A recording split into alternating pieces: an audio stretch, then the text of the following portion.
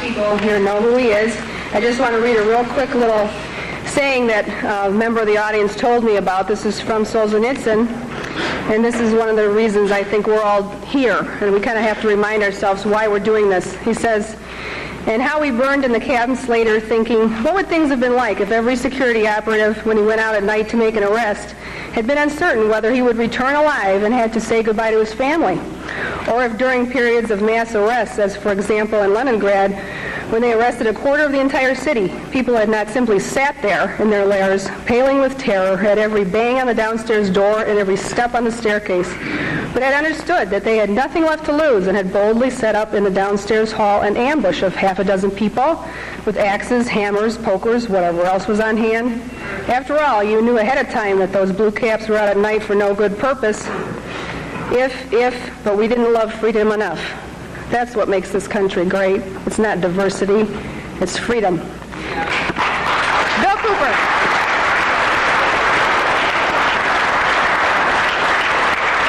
Thank you, Connie.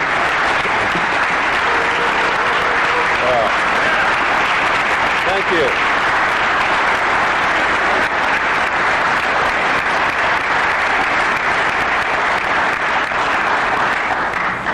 Well, you sure know how to make me feel very humble. Thank you so much. I think one of the biggest misconceptions in this country is what this country is all about, who founded it, for what purpose, and most specifically, what it is that we're all looking for. I'm going to try to clarify some of those, and in doing it, as always happens, someone's going to be angry with my definition of some of these things. I've traveled all over the country. I've talked to probably hundreds of thousands of people individually over a lot of years. I broadcast a radio show that brings me thousands of letters every week. I administer the world's largest and most successful civilian intelligence gathering operation in the world, which makes me privy to an awful lot of information that none of you will ever see, and there's so much of it, I can never present it in a form that you would be able to look at it and digest it. So that puts a pretty big burden on me and the people who work with me in the intelligence service and in the CAGI News Service in order to digest this information, analyze it, and be able to present to you what we believe, and this is a subjective judgment, what you can digest and what you need to know at that particular time. And in doing this, digesting all this information, reading all of these letters from people of every kind of background that you can imagine, every race, every religion, every kind of agenda. And believe me, there's an awful lot of agendas going on in this country that are dangerous to Americans.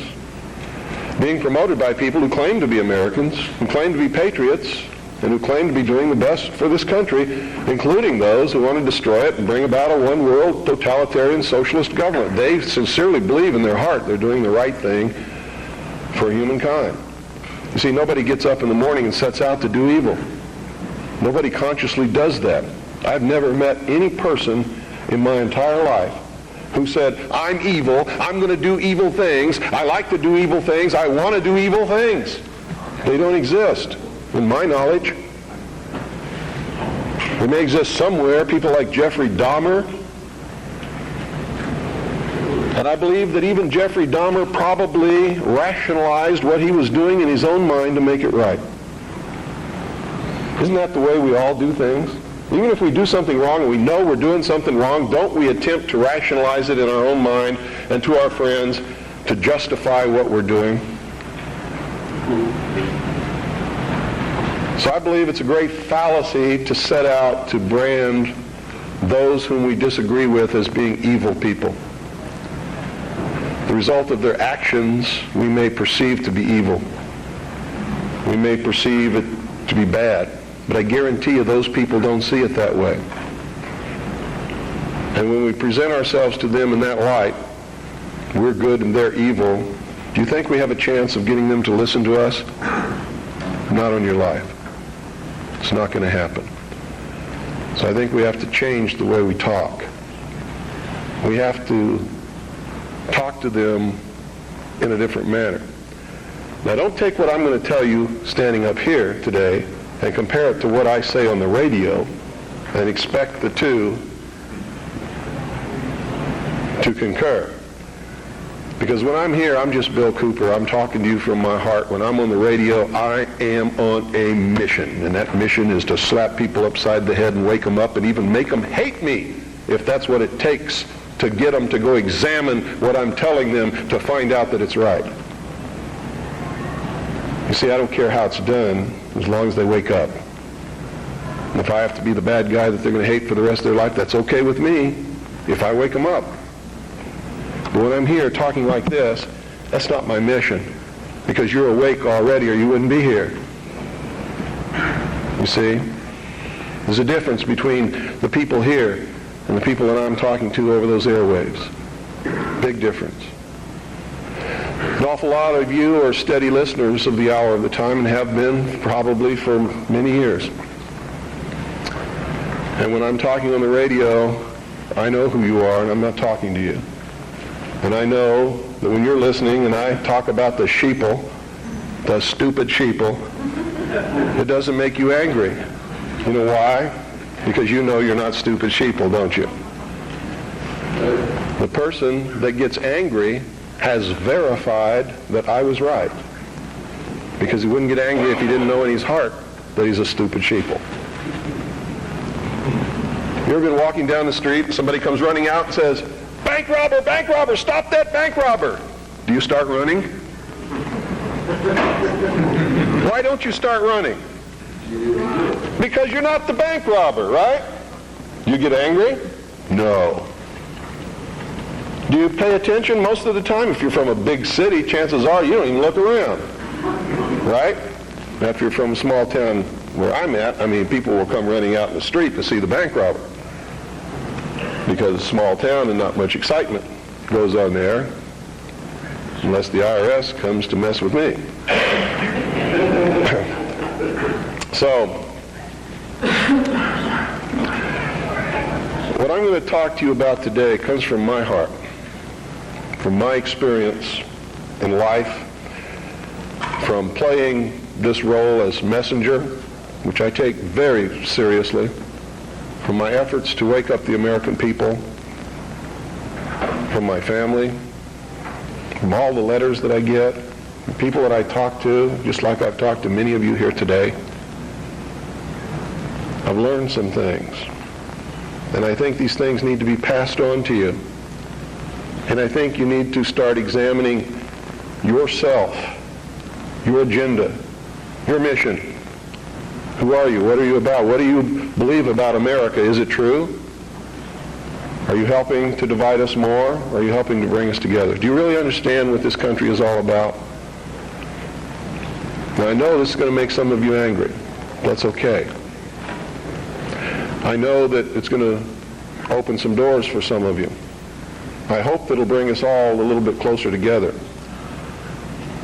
And I hope that everybody, once you've examined your own particular agenda, will try to make it fit better into what we should really be doing.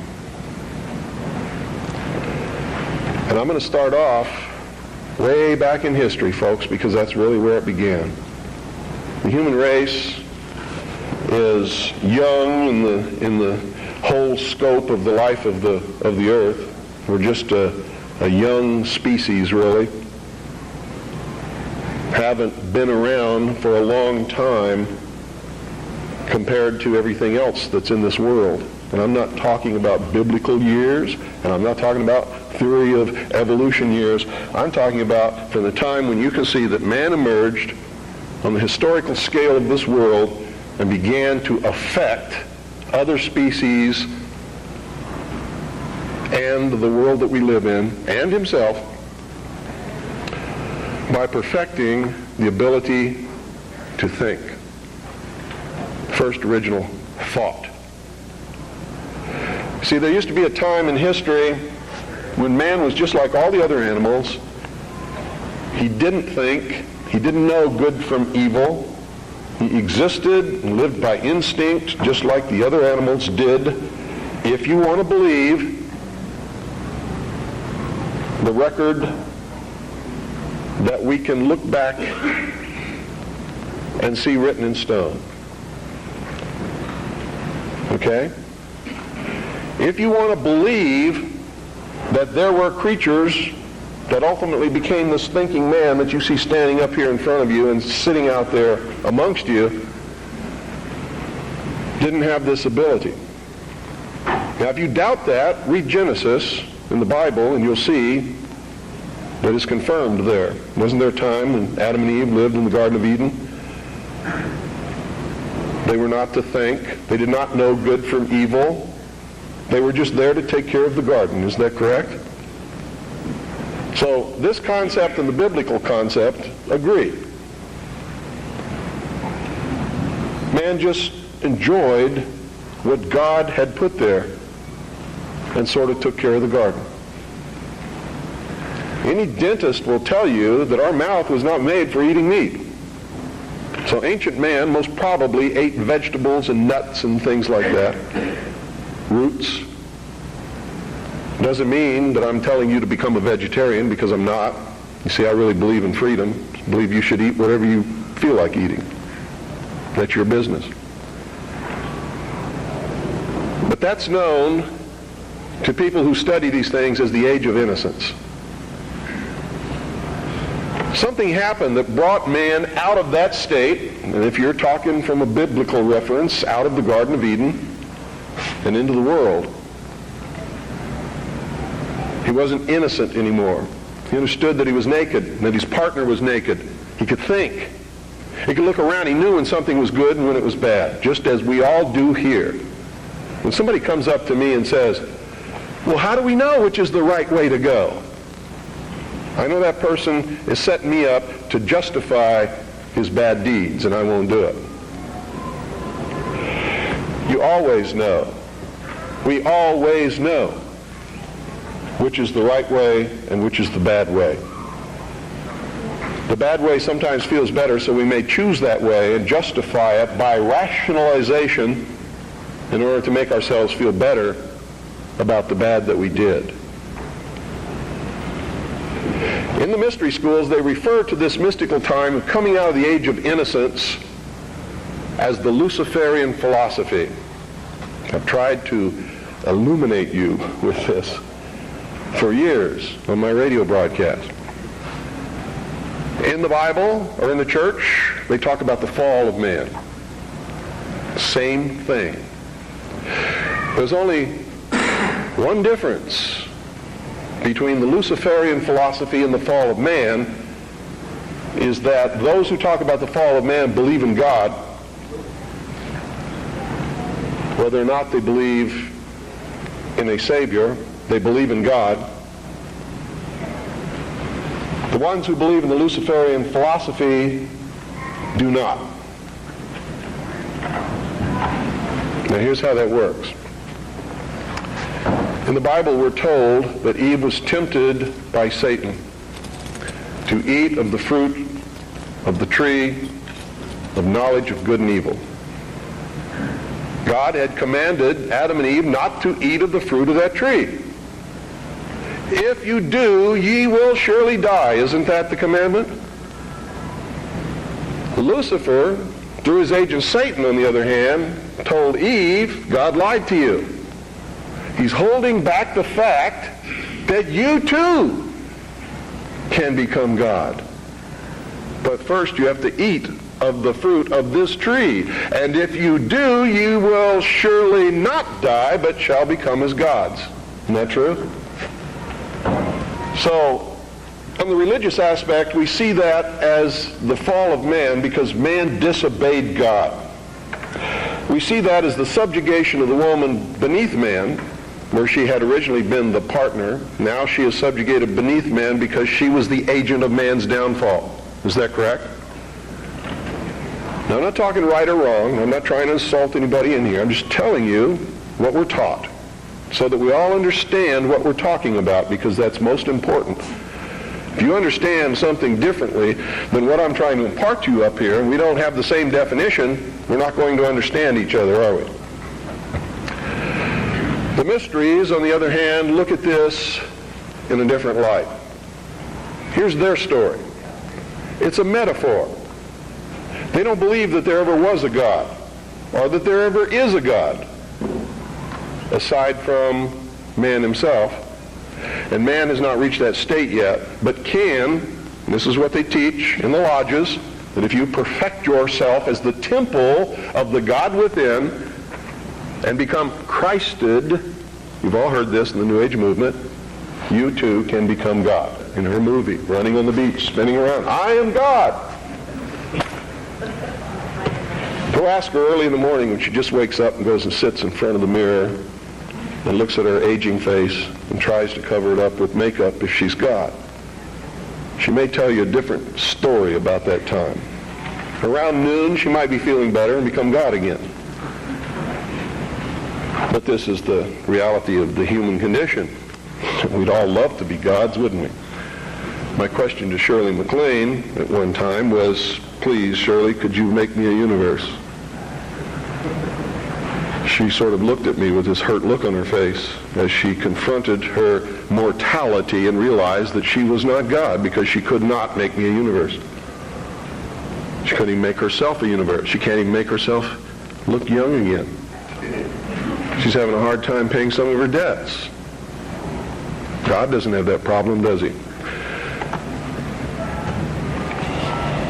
And in her case, she. Here's the way they look at it. Here's their metaphor for the end of innocence. Adam and Eve were held prisoner in the Garden of Eden by an unjust, cruel, and vindictive God.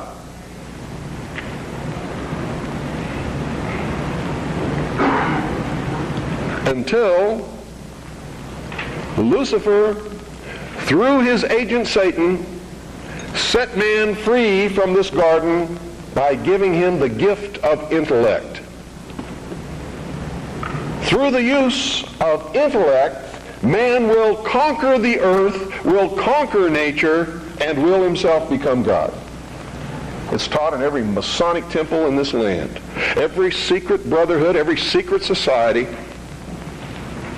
every mystical temple, every occult organization teaches the Luciferian philosophy. They do not believe in Lucifer. They do not believe in any entity called a devil, and they do not believe in God. It is a mistake for you to assume that they do. They are atheists in the strictest sense of the word. They are humanists. That's their religion.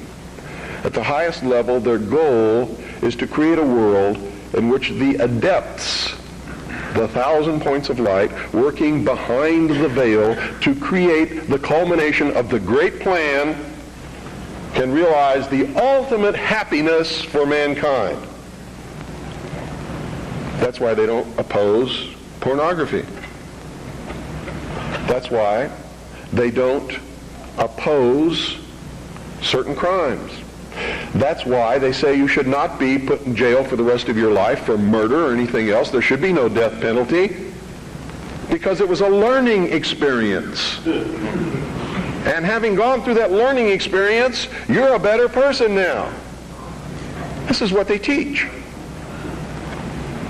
They believe punishment for these crimes is nothing more than vengeful retribution, which is wrong in their eyes.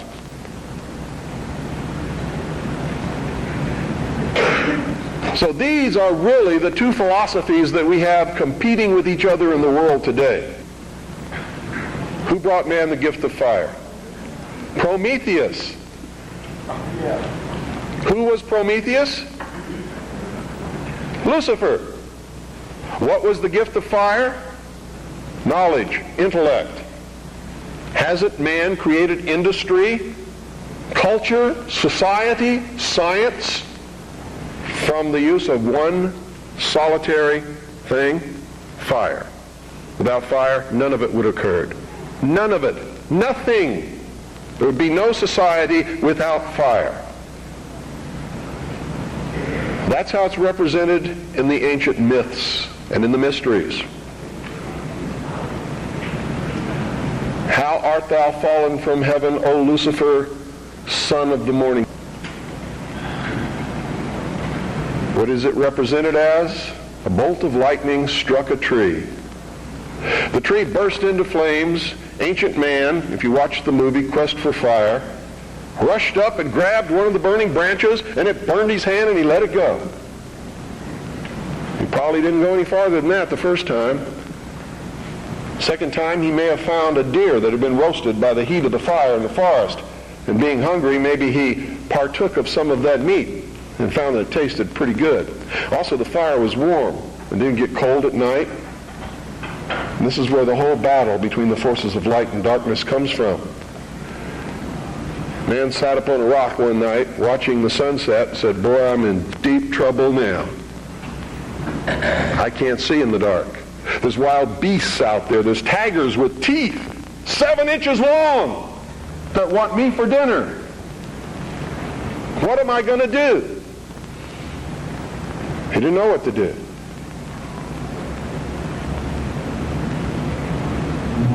Neither would many of us put in that situation. But we would know one thing: we're in deep trouble. And so for a good part of his history, man sat huddled in the darkness in some place that made him feel secure, waiting to be saved. Now remember, folks, I'm not telling you what I believe. I'm telling you what is taught in the mysteries. I'm telling you what our enemies believe. Make no mistake about it, they are our mortal enemies. They want to see us wiped off the face of the earth.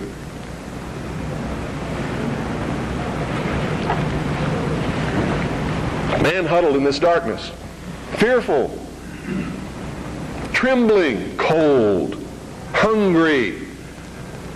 And around about he could hear the beasts roaring. And sometimes they were roaring because they were after him. And sometimes he was eaten. A man eventually saw another tree struck by lightning and grabbed that branch with that flame on it. And by a little experimentation, he learned how to keep that fire going. And if he could keep the fire going, he knew something nobody else knew, and he became the first king, the first priest, the first scientist, all rolled into one. And he would burn this fire and keep it going. And other men in the cold of the night, wanting to escape from the terrors that were out there, would gravitate toward this glow. And they would see this man sitting there. And if he was kind, he would let them come to the fire.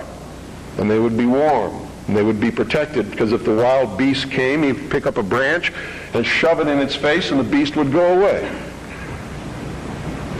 And so the forces of light overcame the forces of darkness. And in the sunshine of the morning, the newly risen, resurrected child that had died the night before, their Savior, warmed them and saved them from the terrors of the prince of darkness. You have to study these things to understand your enemy. Any general who ventures upon a battlefield without understanding the enemy is doomed to defeat. Just like a militia that forms itself upon a peninsula has already created its own concentration camp, unless it has a navy.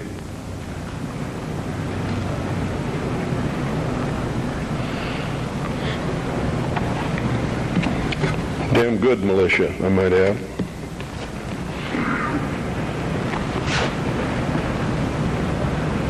What is the upshot of this? What am I getting at here? These people believe And they have conducted themselves according to their belief and their philosophy since the very dawn of man. These people learned how to control others through the use of a hidden knowledge. This ability to keep that fire going was a technology that nobody else knew. By observing the fire, by keeping it going, by creating ceremonies around this fire, they became a mystery to the others. A mystery always holds sway over those who don't understand it. And the priesthood was born. No king ever existed without the permission of the priesthood. And I don't care what religion you're talking about or what period of history you're talking about, it is the truth. The kings never had the power and don't to this day. Kings exist at the whim of the real power, which is the priesthood standing behind the throne. And when the king ceased to be of benefit to the priesthood, they would simply poison him or get rid of him in some other way.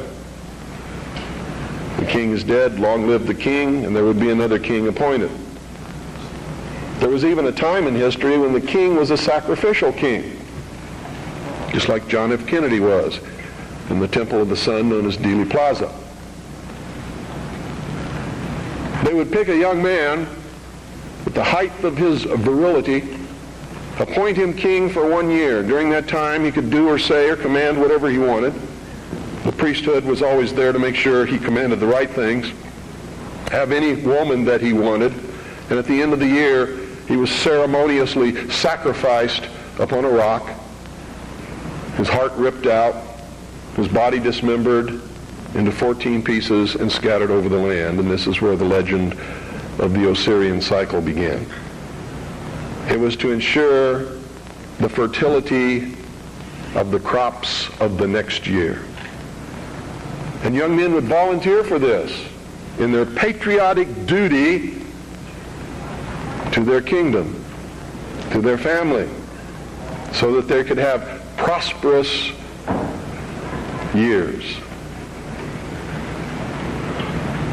Much as our young men may volunteer to rush out over the water to a place called Kuwait or Iraq and die in the God-forsaken sands of a place that nobody can even find on a map and never heard of until it happened, all so that he can be called a patriot, someone his family can be proud of. It escapes me how they can ever arrive at these conclusions, but they do, and the priesthood always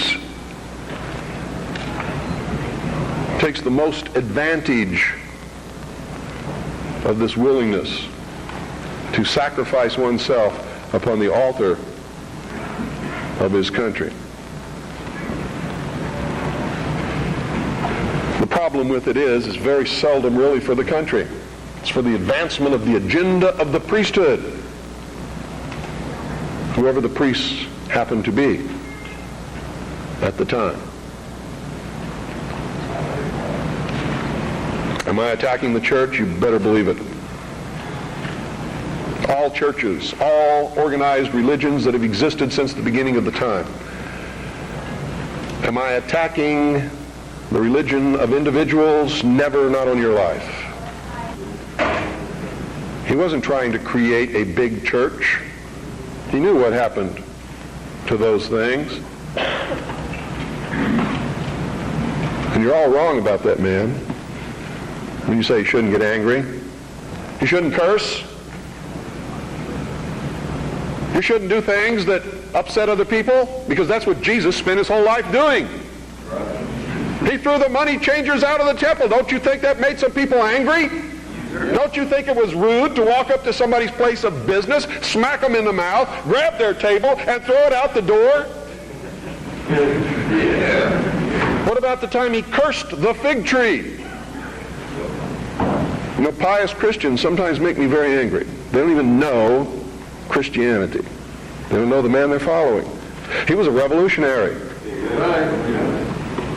He was a dangerous man. And by God, so am I. And so should you be. This country was founded by dangerous men. Amen. And the moment the people in this country cease to be dangerous men, it's going to be the day we cease to have a country. Their whole goal with this philosophy is to teach all men and women that the only end of life is to seek the utmost pleasure and happiness that you can get out of it, because when you die, there's nothing else. That's what they teach. That's what they want you to be. They don't want laws against sexual promiscuity. That's why they don't want families. That's why they don't want marriage. That's why they encourage homosexuality. There's a method to their madness. There's really not much method to yours, because you're operating from a place of ignorance. And until you change that, you're going to be bumbling around, bumping into each other, saying and doing the wrong things, not understanding the nature of your enemy. And if you don't understand the nature of your enemy and the weapons they use, you cannot fight that enemy. You can't fight the battle. You shouldn't even be on the battlefield. That's why you're losing the war. And don't tell me you're not, because I'm in a place of great knowledge about who's winning and who's losing this war. And I can assure you, you're losing the war. Doesn't mean it can't be turned around. But it'll never be turned around until you learn what you need to know. You don't even recognize half the weapons that they use against you. And some of them seem so insignificant that you don't even try. They want to create a world where everybody is happy all the time, doing all of the things that, if you're from a good religious upbringing, is wrong to do. If you're not from a religious upbringing, but you have a good brain and you understand the purpose of morals and ethics, it's still the wrong thing to do. If you're a thinking person.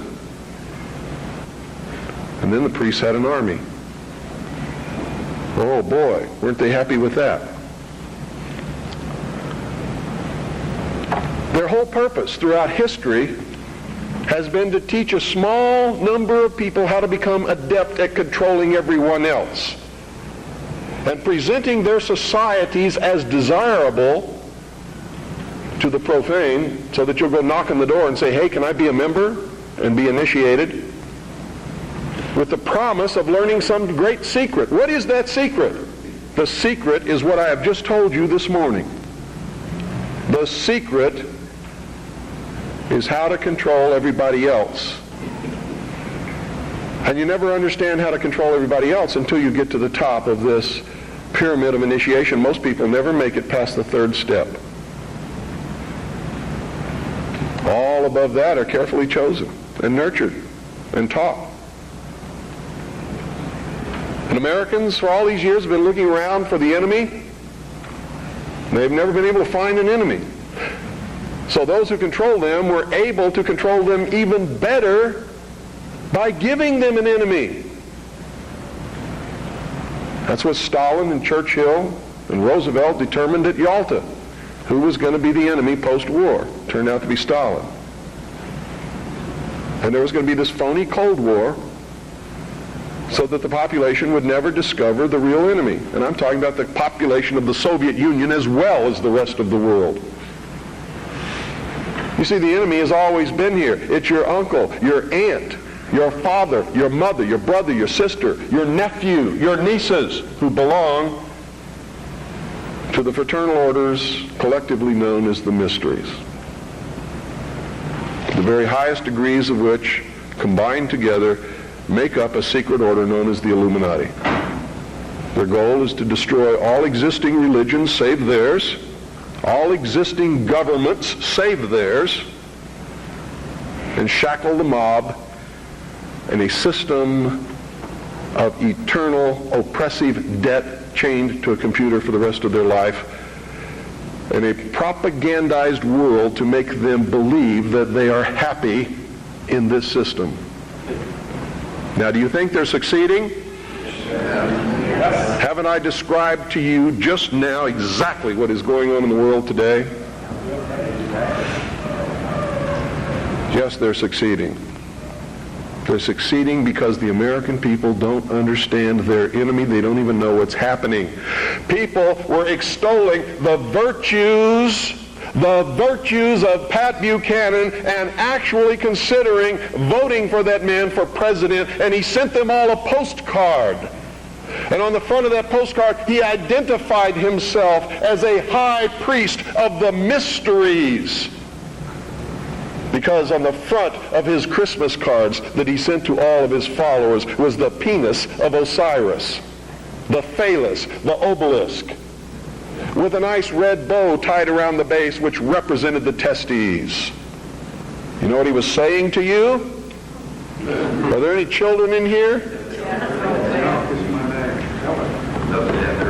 He was saying, he was laughing at you. And so was every other member of the Illuminati. He was a highly degreed member of the sovereign and military order of the Knights of Malta, which was taken over in the Peasants' Revolt in England by the Knights Templars, who had sworn revenge upon the old Hospitallers of St. John's, which later became the Knights of Malta because of their role in the suppression of the Templars. How many of you watch Trinity Network? How many of you watch Pat Robertson? You ever seen the cross in the crown? Do you know what that means? It's the symbol of the Templars. The Knights Templar. It is the symbol of the unification of the church and the government over the people. Is that what you want? Every time any church gets control of government, the people suffer. It has always happened. That's why our founding fathers established a country where that was not supposed to happen, where everybody was free to worship at the altar of their choice. And if you think they were all of one mind, you better think again. How many religions of the Protestant group do you think existed in this country when our founding fathers put together the Constitution? Over 1,500 different groups, all claiming they were right, teaching a different dogma, quoting Scripture to justify what they said, and everybody else was going to hell. So don't give me this Christian nation bullshit, because that's what it is. This nation reflected Christian values because the people who made up the government in the early days were Christian, but none of them agreed with each other, and they still don't today. They very seldom ever have. What do you mean by Christian? Seventh-day Adventist? Branch Davidian? We need to do some serious evaluating, some very serious checking out of agendas. You really want to take over the government and make it a theocracy? Because I'm going to tell you exactly what's going to happen if you do that. You're going to burn people at the stake who disagree with you. And if that happens, I'm going to have to take up arms all over again. And so will many of you, because you're going to be persecuted. You see? Because whichever one controls the government, you're going to have to conform to that teaching, and if you don't believe in it, you're a heretic. Do you understand what I'm talking about? What is our common bond truly? Freedom. Freedom. Without freedom, you can't be a Christian no matter what denomination you belong to. You can't be a Buddhist. You can't own a donut shop. You can't drive from here to Oregon. You can't be an American, because that's what it's all about, and that's the only thing that it's all about. Nothing else. Nothing else. It's about freedom. Freedom. Only freedom.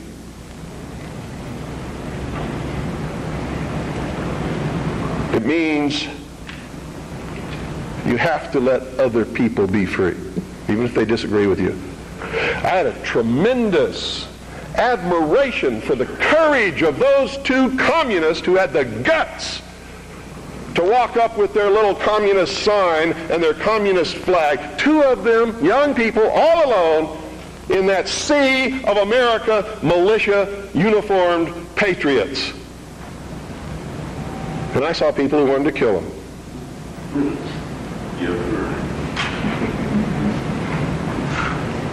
You know, I don't like their philosophy. They're misled, misguided. Communism is a terrible thing. But they had guts. And I had a great respect for them. And I believe in freedom. Which means there is no way in the world that we could have had that meeting on your State House grounds this morning unless they had the right to do what they did. Then you had better understand that.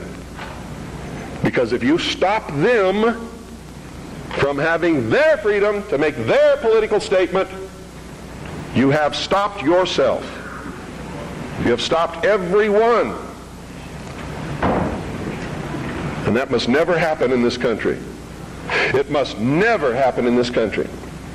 Because if it does, there'll never be another congregation like this, and you'll never hear me speak again because I'll be dead. And so will most of you. This country's about freedom. Because only with freedom can you have all of the other things that everybody professes that they want. It's the only way it can be done. I hear all kinds of misconceptions and misstatements. I have the freedom of the press. No, you don't. No, you don't. The man who owns the press has the freedom of the press. And he can say in his press whatever he wants, but you can't. That's why I get angry with Americans when they say, the Jews control the press. Who sold it to them? How'd they get it?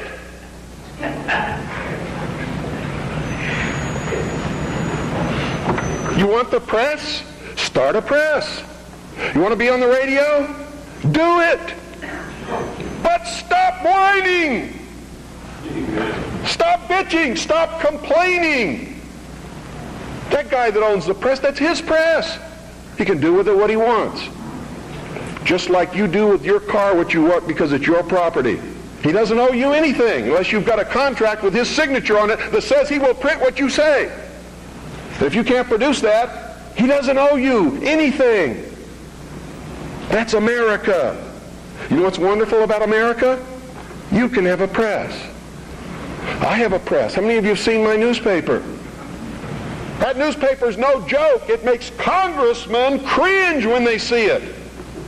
It scares the hell out of the enemy. You too can have a radio show. I'm going to teach you how just here in just a couple of minutes. You too can publish books like this. I did it. The Harvest Trust is the trust for my children. I'm not rich. I don't have anything. You know how I financed this book? I sold copies before it was printed to people who believed enough in me to buy them. I don't have any money. I have my family. And that's all the wealth I ever need.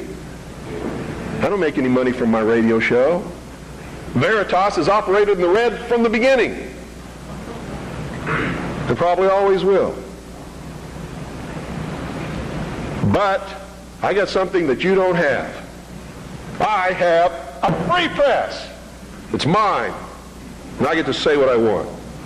And I get to publish what I want and print what I want because it's mine.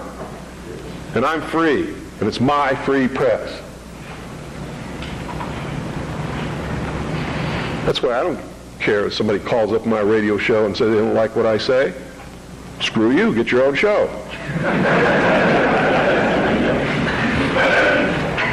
I don't care that they complain because I won't let them talk on my radio show. Screw you. Get your own radio show. This is mine. Belongs to me. I don't have any contract with you. I don't owe you anything. I was speaking in California one time. A lady stood up in the middle of the crowd and said, "You make me so angry. You're a terrible man. Why didn't you tell me this years ago?" She was lucky I was telling her then. I didn't owe her anything. But she blamed me because she didn't have the information that I was imparting to her on that day years ago. And I had it years before that. I didn't know how to do it. I would have. Oh, God, I would have. You don't really understand sometimes what a terrible burden it is to know some of the things that I know and try to wake people up and impart this knowledge to them and find out that they just have walls built in front of them. They want to be slaves. But we're making some chinks in those walls. You too can have a free press, and that's what it's going to take to get this country back without bloodshed. And I'm going to tell you right now, unless we can be successful in creating a real free press where the American people get different viewpoints other than those expressed in the establishment-controlled media, there's going to be a civil war in this country, and it's going to come soon. The only thing that can stop it is by waking up vast amounts of sleeping people. Sheeple is what they are. They are following the Judas goat right into the shearing pens, and from there they will go to the slaughter, and they will not know that anything is wrong until they smell the blood of the sheeple in front of them.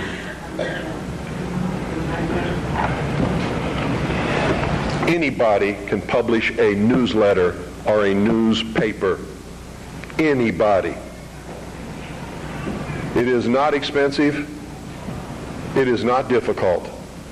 And everyone in this room should be doing it all across this country. And everybody that you come in contact with, you should encourage them to do it. And we should flood this nation with information. Not rumor, not opinion, not bullshit. Documented fact. Everything you print must be documented. If it's not, eventually people will stop reading your newsletter or your newspaper. Because all they have to do is check out a few things and find out it's not true, and you're finished. You must publish only documented fact.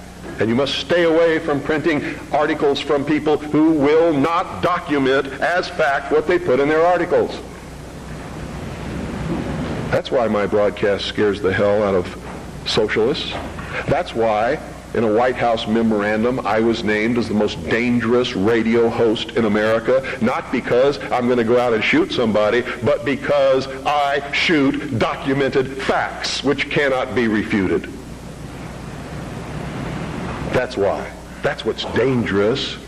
Seek ye the truth, and the truth will make you free, and nothing else will do it. Jesus Christ has never lied to anybody. Why won't you listen to him? Don't spread a rumor. Spread the truth. Document it. Prove it. Make it irrefutable, and you too will become dangerous to those who admire us in lies and enslave us in socialism. Anytime any system makes you dependent upon anybody or anything or any system, you are enslaved. Understand that. Doesn't have to be chains of iron. You don't have to be hanging up on a wall. You just have to be obligated. That's all it takes. You too can have your own radio station and broadcast anything that you want. You can broadcast your own shows. You can be your own host on that show. You can broadcast tapes of other shows.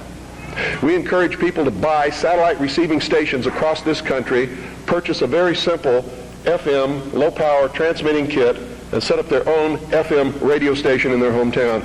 And we now have over 670 people across the nation. It's not expensive. If one person cannot afford the cost, what is wrong with 8 or 10 or 15 or 20 of you getting together, pooling your money, buying one satellite receiving station, a small FM low-power transmitter, and setting up your own broadcasting station. I hope you will broadcast the truth and not some agenda. You see, what happens when you broadcast the truth is you piss everybody off.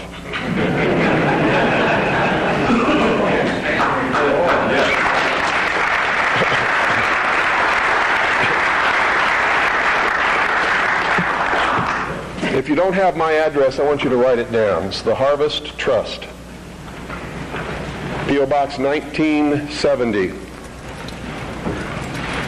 I'll repeat it a couple of times. Eagar, Arizona. Eagar is spelled E-A-G-A-R. Arizona 85925. That's the Harvest Trust. P.O. Box 1970. Eagar, Arizona 85925. If you have purchased Oklahoma City Day One, it's on the back cover at the bottom. If you don't have a pen and you would like to have the address, you can go up to my wife's table upstairs on the second floor and get one of our flyers. The address will be on the flyer. And all you have to do is purchase that equipment, set it up, hook it into the satellite receiver, and you're on the air with your own radio station within just a few weeks. Broadcasting the Worldwide Freedom Radio Network are your own shows, are other networks that are up there that are Patriot Broadcasting, such as Amerinet and others.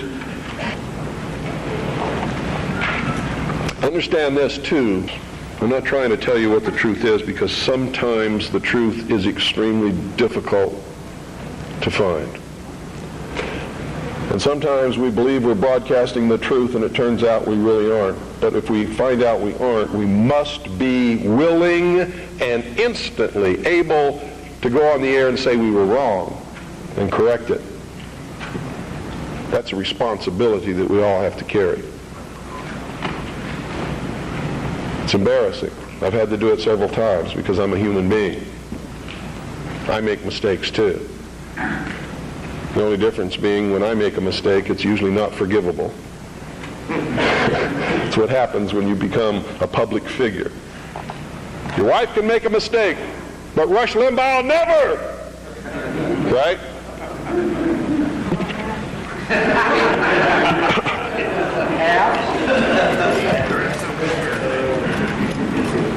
I want you all to get interested in this. All of you should be publishing a newsletter or a newspaper. All of you should be documenting what you publish. All of you should have a satellite receiving station and be rebroadcasting programming to your neighborhood. All you got to do is make sure that you're broadcasting on a frequency that's not interfering with any other broadcast. Which means you don't just check it at your house. You get in your car and you drive out 25 miles and all around, and you make sure that there's nobody else on that frequency before you use it, so you know you're safe.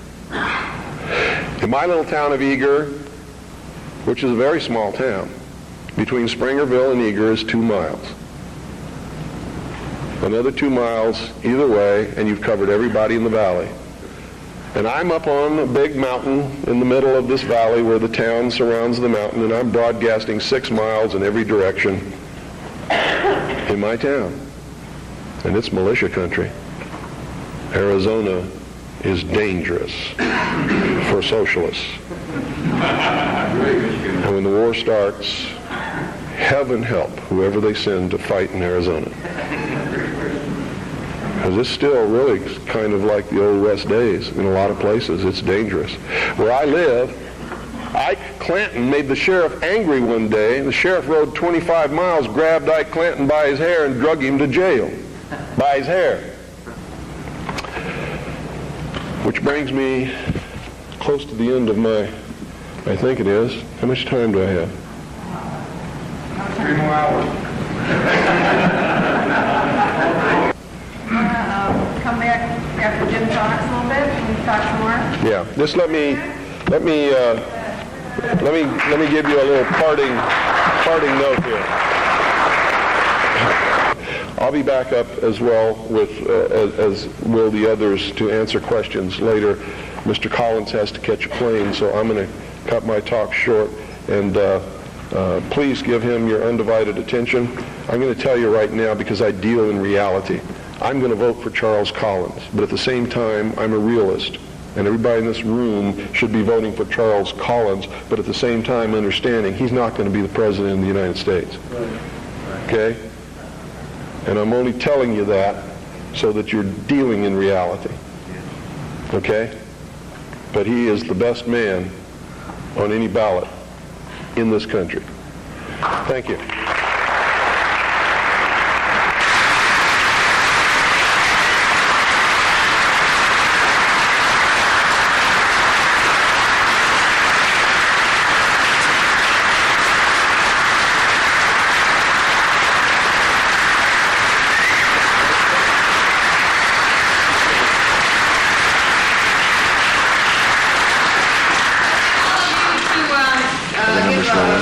This is the man that designed the No UN flag, John Sorensen.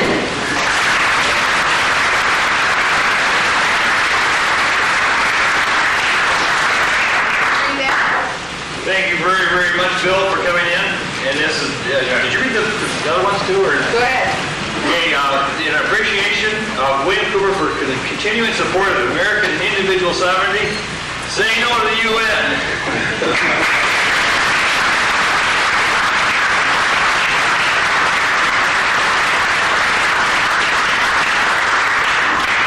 I had this crazy dream about some folks who love this country, who all began to dream the same dream. And when the morning came, there arose across this nation people thinking one and the same.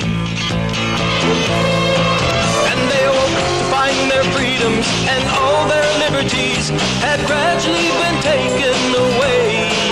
And when they realized the danger to their posterity, I heard those patriotic people say,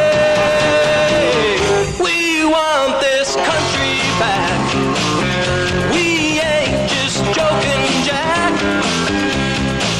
We want our liberty and our dignity and our freedoms and our rights restored. We want this country back. She's been driven way off track. We're wide awake and we're madder than hell now, and we ain't gonna take it anymore. No, we're not gonna take it anymore. Remember golden days when the stars and stripes forever